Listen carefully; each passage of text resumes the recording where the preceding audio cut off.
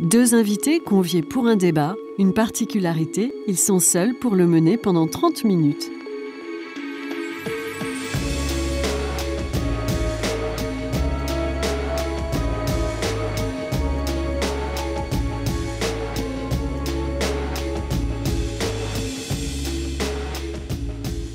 Alors on commence par vous, présentez-vous. Je suis Arnaud Casalis, expert comptable spécialisé en organisation et en finance. Je suis par ailleurs membre bénévole de la Fédération Environnement Durable, laquelle regroupe 700 associations de défense de l'environnement contre les éoliennes. Deuxième invité, même question, qui êtes-vous? Je m'appelle Bernard Laponche, donc je suis expert au niveau international, on peut dire, parce que je fais beaucoup de travail à l'étranger, sur les questions de politique de l'énergie et surtout de maîtrise de l'énergie, c'est-à-dire l'efficacité énergétique et les énergies renouvelables. Je suis aussi militant sur ces questions, je dois dire, dans l'association Global Chance, qui est donc une association d'experts qui se permet d'avoir un regard critique sur ces questions. Top chrono, vous avez maintenant 30 minutes pour vous exprimer et vous écouter. Allez, c'est parti. Écoutez, en ce qui concerne la Fédération Environnement Durable, l'expérience que nous en avons, c'est que les éoliennes ne permettent pas d'apporter des solutions aux problèmes énergétiques qui se posent, ni même aux problèmes tout simplement climatiques. Et partant de là, il y a des grosses interrogations sur leur utilité. Ma foi, on peut s'interroger, la question est pertinente. Simplement, il faut d'abord discuter sur les besoins d'électricité. Est-ce qu'on en a besoin de beaucoup, de pas beaucoup? Et ensuite, il faut discuter du choix entre les différentes possibilités de la fabriquer. Si on regarde une source isolément, on peut toujours trouver tellement d'inconvénients qu'on ne l'utilise pas. Bon, c'est votre réaction par rapport aux éoliennes. Et moi, je pense qu'en comparant la production éolienne à d'autres productions, on s'aperçoit que finalement, enfin c'est ce que je pense, c'est pas si mal que ça. Donc je tiens un discours beaucoup plus relatif, c'est-à-dire que je pense que par rapport aux besoins, il y a des tas de choses à dire, et puis après, par rapport à la production, effectivement, moi je pense que c'est un choix qui est pas très bon en soi, mais qui est préférable aux autres.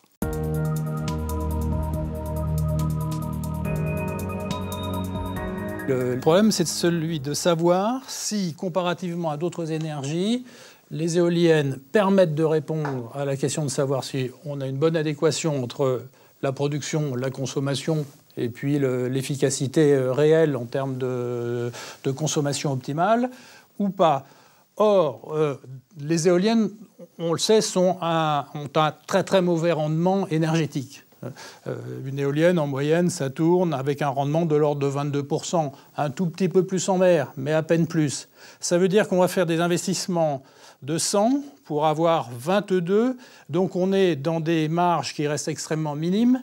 Par contre, le caractère nuisible, les nuisances qui affectent la population en matière d'éoliennes sont considérables. Ce qui n'est pas le cas de la plupart des autres énergies dites renouvelables. Les éoliennes ont cette particularité d'être les seules qui portent atteinte à la population dans tous les domaines, que ce soit la qualité de vie, que ce soit la santé, que ce soit le patrimoine des gens, que ce soit l'écologie en matière de destruction de la faune, etc. C'est les seuls qui sont aussi préjudiciables comme type d'énergie par rapport à ce que pourrait être le biogaz, par rapport à ce que pourrait être même le photovoltaïque ou autre. Donc on est dans une solution qui est tout à fait forcée par un discours aujourd'hui essentiellement fondé sur des argumentaires de rentabilité financière et des intérêts qui sont ceux de certains constructeurs. Donc le discours, à mon avis, doit être très très relativisé. Sur la question de la production. D'abord, le côté efficacité énergétique, la production. Cette histoire de rendement, ça se discute, parce que vous pouvez parler du rendement par rapport à une source primaire qui vous coûte, par exemple le charbon ou l'uranium ou le pétrole. Bon, il se trouve que là, la source primaire, c'est le vent, et qu'elle est gratuite. Donc, les éoliennes ont un certain rendement. Il se trouve que leur production d'électricité est réelle et que la source primaire qui est le vent est justement sans limitation, ce qui est quand même un avantage. Deuxièmement, sur les défauts, Alors d'abord, vous comparez aux autres énergies renouvelables. Mais actuellement, la comparaison se fait quand même essentiellement dans les parcs électriques actuels français et européens avec des sources qui ne sont pas renouvelables, les sources fossiles et le nucléaire. Et par conséquent, je dois voir si je développe de l'éolien par rapport à ces sources nucléaires ou fossiles, quels sont les avantages par rapport au risque en termes de sécurité énergétique. Bon, par rapport aux fossiles, il y a un risque réel qui est la limitation des ressources. Et par rapport au gaz et au pétrole aussi, la question des conditions d'approvisionnement. Par rapport aux autres renouvelables, je suis assez d'accord qu'on peut discuter des avantages et des inconvénients respectifs. La grande hydraulique a posé et pose quand même des problèmes de nuisances environnementales qui sont importantes. Et je pense qu'aucune ne doit être condamnée, simplement la question dans quelles conditions je le fais correctement. Mais je pense qu'on ne peut pas dire que l'une ou l'autre soit absolument particulièrement désagréable. Ce qui est frappant dans ce que vous dites, c'est que je pense que pour la première fois, avec les énergies renouvelables, et surtout l'éolien et le photovoltaïque qui sont proches des gens, la question de l'énergie, qui jusqu'à maintenant était une question lointaine. Le pétrole, on n'y peut rien. Il arrive ou il n'y arrive pas, mais ni sur les quantités, ni sur les prix, on a de la maîtrise. En tout cas, c'est très loin des citoyens. Ce qu'ils voient, c'est le résultat à l'essence. Bon, l'essence et la pollution, d'ailleurs, urbaine liée à l'essence, etc. Le gaz, c'est pareil. C'est-à-dire que là, les éoliennes et le photovoltaïque arrivent au niveau régional, au niveau local, et donc il y a une plus grande préoccupation. Mais si on regarde sérieusement les nuisances respectives, franchement, je pense que l'éolien, avec son caractère réversible, c'est-à-dire le fait que je peux, quand je veux, l'arrêter et le démonter sans aucune difficulté, ben je préfère ça aux déchets radioactifs. Je suis désolé, y compris du point de vue écologique et du point de vue des préoccupations qui sont les vôtres.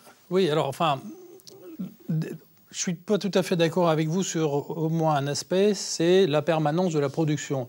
Précisément, c'est un des sujets majeurs en matière d'éoliennes par rapport à d'autres modes de production, c'est que les éoliennes, précisément, sont intermittentes. C'est variable. C'est complètement variable. Or, précisément, même la Commission de régulation de l'énergie en 2002, c'était le rapport parlementaire qui avait été fait, avait déjà attiré l'attention sur le fait qu'il ne fallait pas compter sur les éoliennes parce qu'elles ne produisent pas au moment où on en a le plus besoin dans les périodes de pointe. Donc, on se retrouve avec une production qui est forte au moment où, précisément, on n'en a pas besoin et qui est faible au moment où on a le plus besoin. Non, et qui... Attendez, ça, c'est quand même... Attendez, cette année encore, au mois de janvier de cette année, la production des éoliennes était de l'ordre de 5 à 8% au moment où on en a le plus besoin, avec des cocoricots des producteurs qui, évidemment, par moment se trouvent avec des petites pointes qui durent quelques minutes et ils en font tout un battage.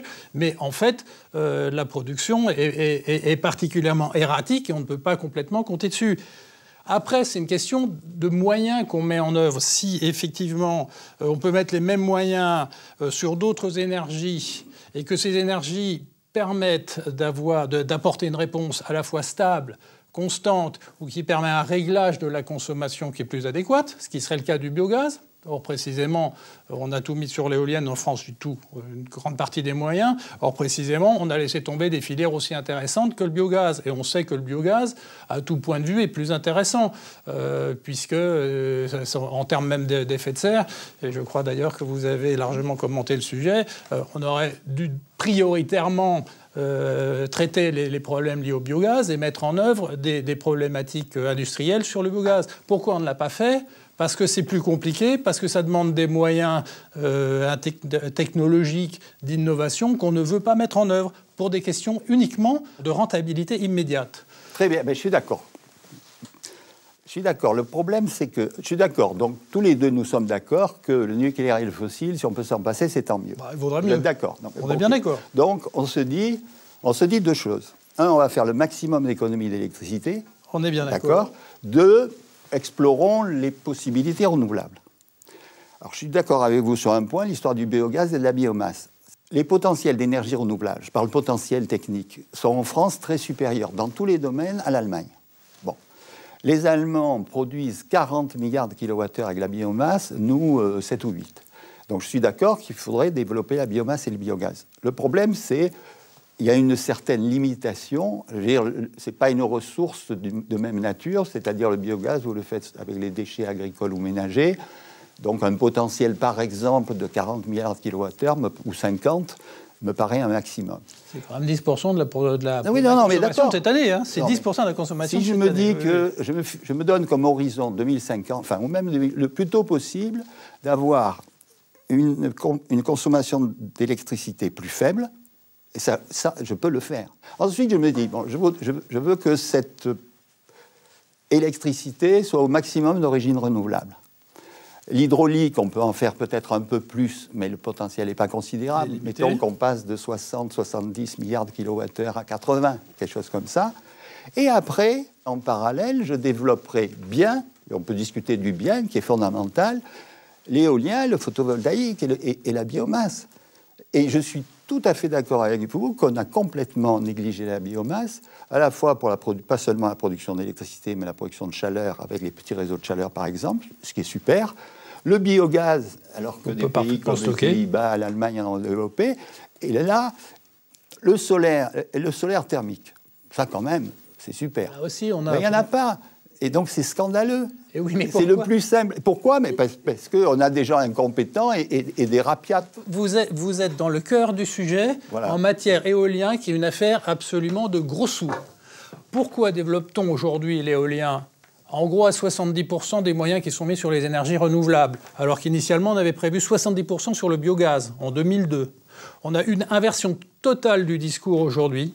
Et cette inversion totale du discours n'a lieu que pour une raison très simple, c'est qu'on a construit une économie, j'irais, de prédateurs, au sens où les producteurs d'éoliennes, danois et allemands principalement, n'ayant plus de marché chez eux parce que c'était complètement saturé, ont considéré que la France était le seul territoire vierge sur lequel on pouvait facilement faire des affaires en s'appuyant sur des entrepreneurs locaux, des aventuriers de l'entreprise, qui, en important des machines, ce qui n'apporte aucune innovation technologique dans notre pays, qui dégradent la balance commerciale, qui pèsent sur le déficit budgétaire, ont pu, dans une espèce de période de non-droit, c'est-à-dire la période avant Grenelle de l'environnement 2, implanter les éoliennes partout et n'importe où. Et en mi-temps, 35% du territoire français, on peut se faire de l'argent facile.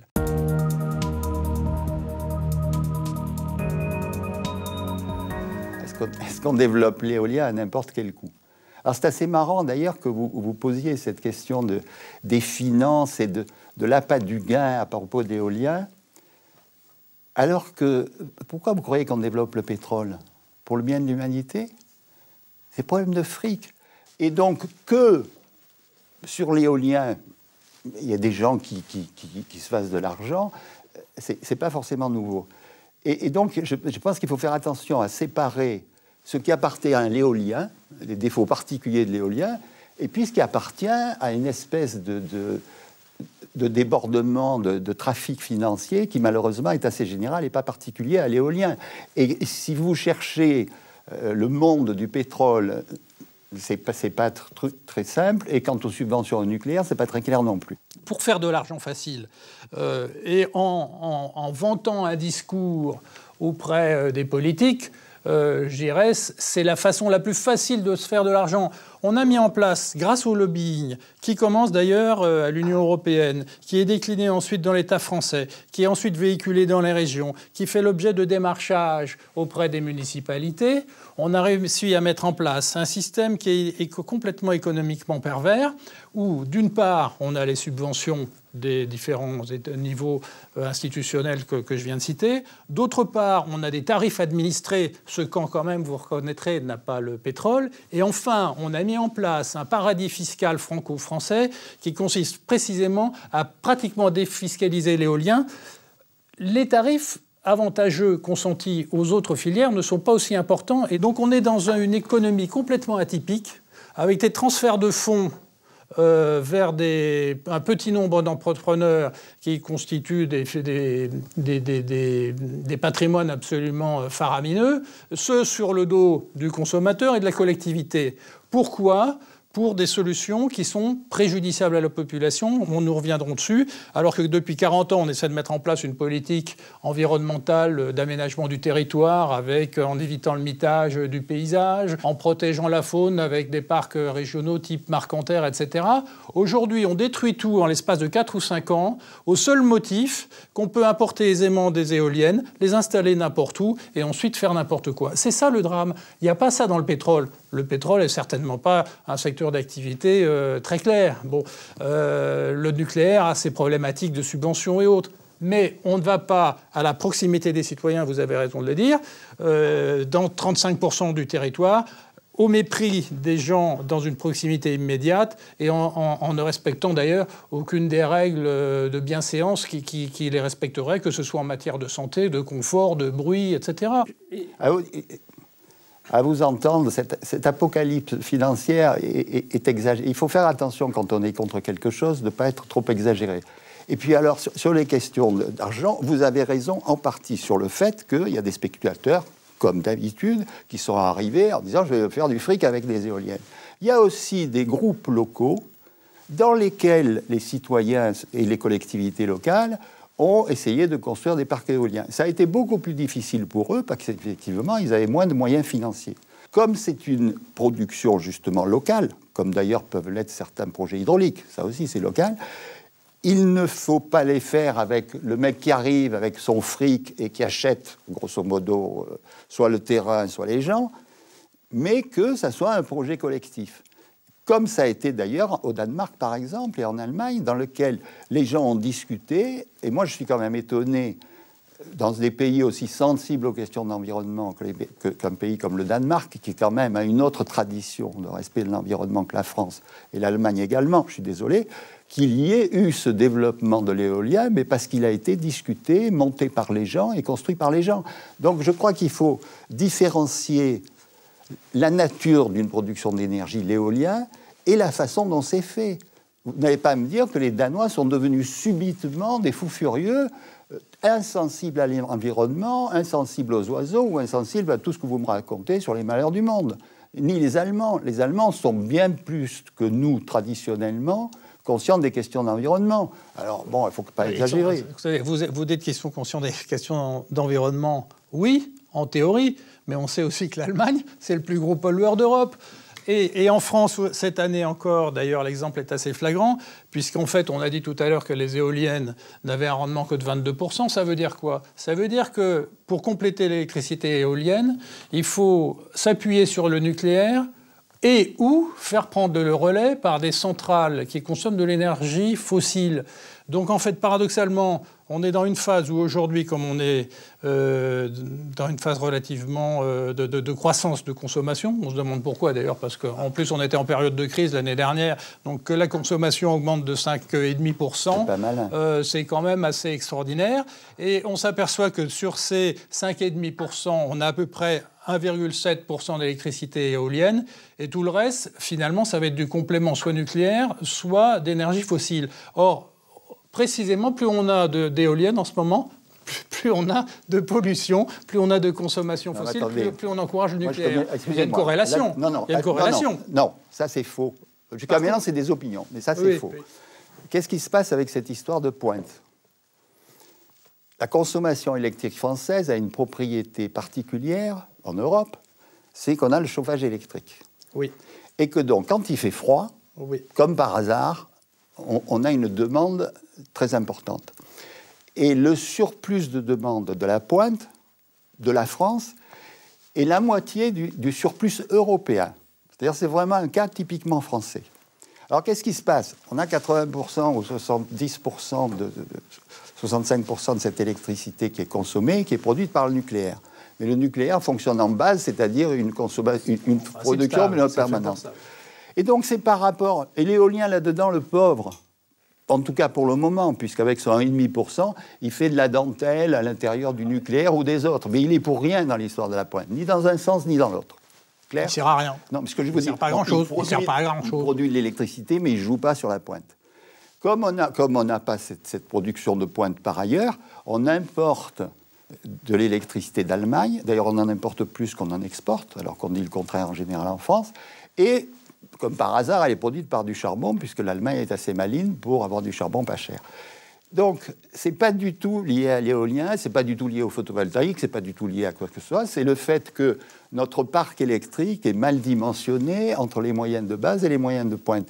Cela dit, la production éolienne, elle joue sur l'ensemble, c'est-à-dire elle diminue un peu les autres productions de 1,5%. On est d'accord.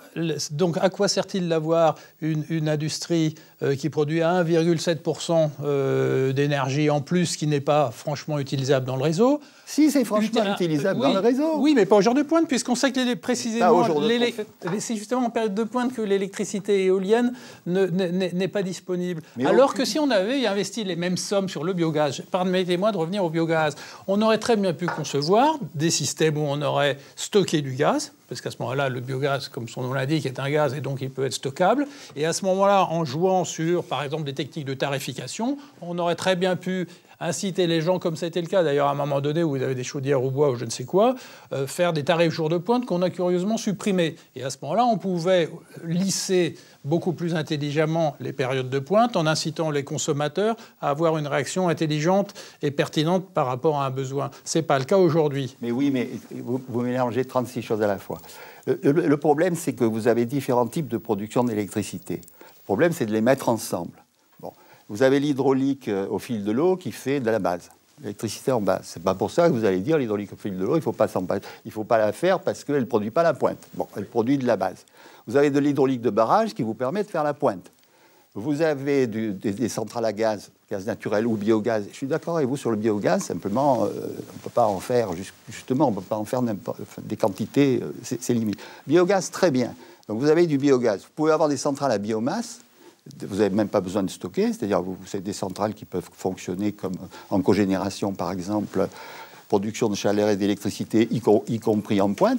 Et ce qui est astucieux, c'est de combiner tous de façon à ce que, à la limite, vous puissiez vous passer des autres. Ce que font les Allemands dans certains Länder, où ils ont une combinaison photovoltaïque, éolien, biomasse, et dans lesquels ils commencent à expérimenter une autonomie, puisque justement, ils ont une partie qui peut produire en pointe, et à ce moment-là, au moment de la pointe, vous mettez tout, vous mettez l'éolien, plus le ceci, plus le cela, plus celle qui vous fait la pointe, et puis à d'autres moments, vous n'avez pas besoin de celle qui vous fait la pointe, et donc vous fonctionnez avec celle qui vous fait la base, c'est-à-dire l'éolien, le reste, etc. Ça, on peut comprendre un discours de ce type-là, mais oui, à ceci près que dans les coûts, entre guillemets, il y a bien sûr le coût économique, mais vous avez aussi, je dirais, le coût social, vous avez le coût écologique, vous avez...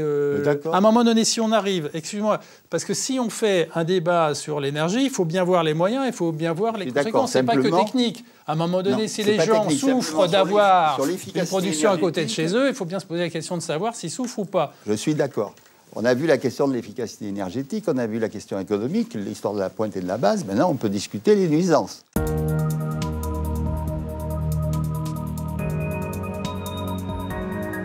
Clairement, j'appartiens donc à cette fédération environnement durable. Pourquoi s'est-elle créée ? Elle s'est créée parce que village après village, les habitants se sont rendus compte qu'on érigeait à côté de chez eux et tout près des maisons des tours qui font 150 mètres de haut avec des pales qui font 80 mètres de diamètre. Il y a beaucoup à 150 mètres de haut en France. Maintenant, c'est pratiquement toutes les nouvelles éoliennes qui sortent sont à 150 mètres de haut. Combien il y en a aujourd'hui, on a 3600 éoliennes. Oui, mais combien il y en a à 150 mètres de haut? C'est toutes les nouvelles générations d'éoliennes, toutes les nouvelles. Donc il a dû y en avoir 900 cette année, elles doivent toutes à peu près frôler les 120 ou 150 mètres de haut. Enfin, allez-y. Voilà. Donc, mais même si vous avez 100 mètres, de toute façon, à partir du moment où vous avez une éolienne de 100 mètres à côté de chez vous, ça veut dire que vous avez tous les troubles liés à cette éolienne. Bon, il y a on vous cite en premier le bruit, on vous cite ensuite les insomnies, on vous cite pour les protecteurs des oiseaux et de l'environnement, on vous cite la destruction des oiseaux. Donc on est dans et puis surtout, je dirais, c'est ce côté pesant, absolument extraordinairement, je dirais, accablant d'écrasement que vous subissez quand vous êtes au pied d'une tour comme ça. Sans compter que les éoliennes sont, et alors ça on l'a complètement négligé dans la loi Grenelle 2, sont également des machines, des aérogénérateurs qui représentent des risques techniques. Les pertes de pales, par exemple, on a l'air de penser que ça peut être théorique. Bon, il y a des dizaines de cas déjà d'éoliennes qui ont perdu leurs pales. Les balisticiens vous démontrent qu'il faut au moins une distance de sécurité de 2500 mètres. C'est à peu près 10 fois la hauteur. Si vous avez une éolienne de 150 mètres, il faut prévoir 1500 mètres au moins de sécurité.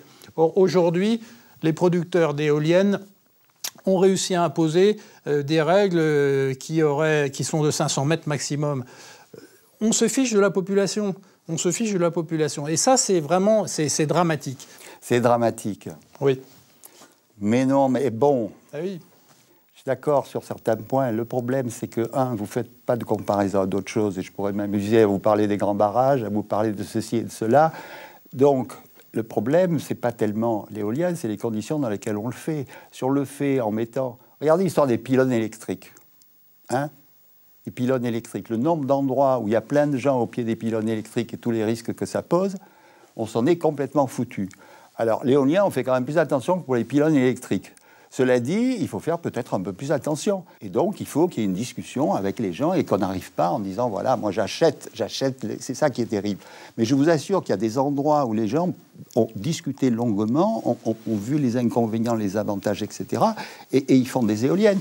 Mais il y a quand même une différence fondamentale avec les systèmes actuels, parce que vous me parlez du biogaz, etc. Mais les systèmes actuels, l'éolien, si un jour, si vous considérez au bout de 10 ans ou même de 5 ans, au bout de 30 ans, que vous avez une autre technologie ou bien que cette éolienne, vraiment, il faut la déplacer, vous l'éliminez sans problème. C'est réversible. Ça ne laisse ni déchets, rien.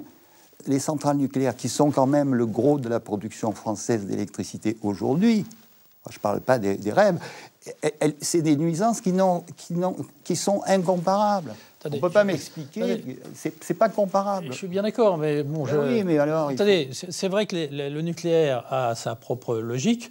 Bon, ce qui est probablement une logique très, comment dirais-je, très contestable à long terme. Les éoliennes à durée de vie humaine, pardonnez-moi, mais je suis aussi obligé de raisonner à durée de vie en ce qui me concerne limitée. Mais si elle est trop près, on l'enlève. Voilà. Oui, mais ce n'est pas le cas aujourd'hui. Justement, mais disons ce qu'il faut faire. Les règles aujourd'hui en France, y compris le Grenelle de l'environnement 2, sont des règles qui sont édictées par des lobbies industriels qui ne respectent aucune... Je suis désolé, elles n'imposent pas. Si une commune décide qu'il n'y a pas d'éolienne sur son territoire, il n'y aura pas d'éolienne sur son territoire. On n'impose pas. Je vous signale qu'on a imposé les 63 centrales nucléaires. Alors là, vous pouvez dire imposer. Les éoliennes, on ne les impose pas. On a fait des règles qui permettent aux mecs qui ont du fric d'en faire.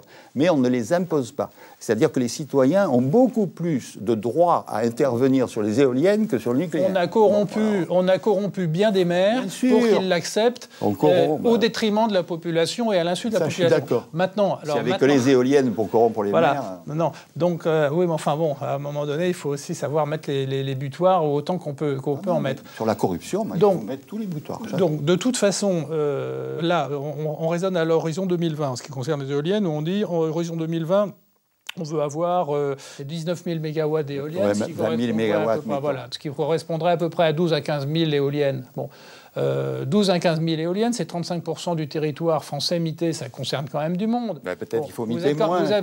Vous avez une proximité qui est énorme. En mer, vous savez bien aussi qu'il y a des inconvénients. Aujourd'hui, on va aller supprimer des ports dans lesquels, l'activité de certains ports comme le Tréport, où on va supprimer la pêche, etc., pour émettre des éoliennes. Quel est l'intérêt pour la population ? La suppression de la pêche, c'est pas lié aux éoliennes, c'est le fait qu'il n'y a plus de poissons. Il ne faut pas quand même déconner. Bon. Attendez, oui, mais pour le moment, il y a des gens qui vivent encore de ces secteurs-là. Il y a le tourisme qui vit de ces secteurs-là. Va-t-on supprimer le tourisme ?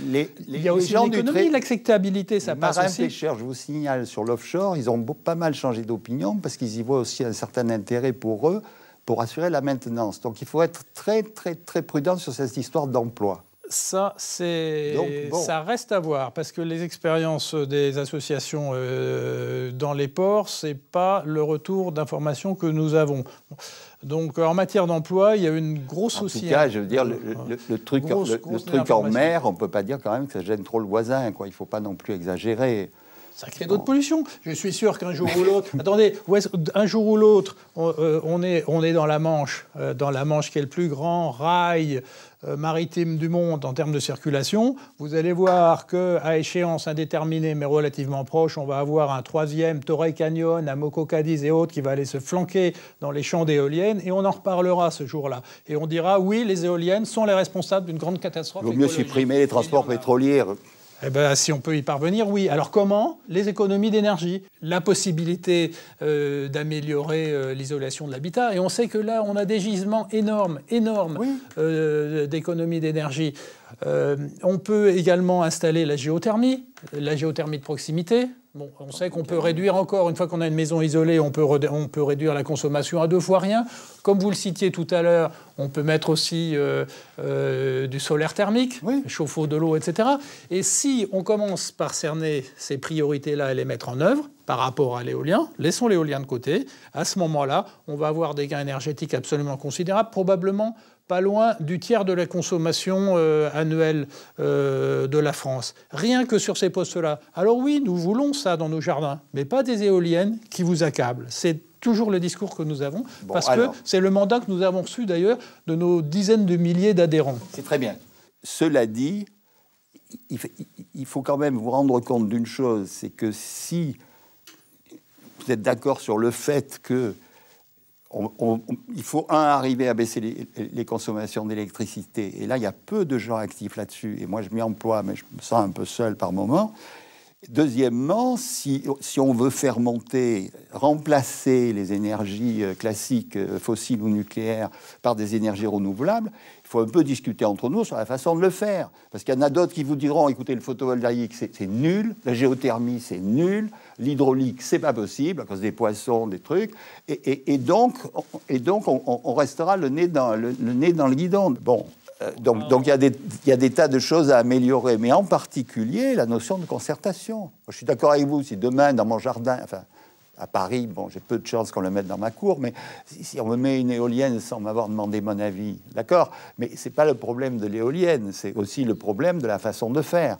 C'est-à-dire si c'est je vous dis, des collectivités qui se mettent d'accord sur l'emplacement où on les met à 1500 mètres s'il faut des maisons des gens, et qu'en plus c'est leur affaire. C'est là où il y a, si vous voulez, un problème fondamental. C'est qu'on a toujours dit que les énergies renouvelables avaient un caractère local, ce qui était une qualité. C'est-à-dire que c'était proche. Et on veut faire des désertèques dans le Sahara pour exporter l'électricité photovoltaïque en Europe. Je veux dire, c'est complètement contradictoire. Et si vous imposez des éoliennes aux gens, y compris imposer au sens même corruption, ça ne marche pas. Il faut que, effectivement, ça soit quelque chose qui soit leur chose. Et si je mets des tours Eiffel dans tous les jardins des gens, ils seront contre les tours Eiffel.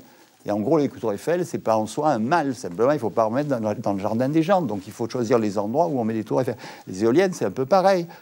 Ça a l'avantage, par rapport à la tour Eiffel, de produire de l'électricité. Je pense que c'est idiot de s'en priver, parce que c'est une énergie qui est quand même gratuite. C'est pas tous les jours qu'on trouve ça.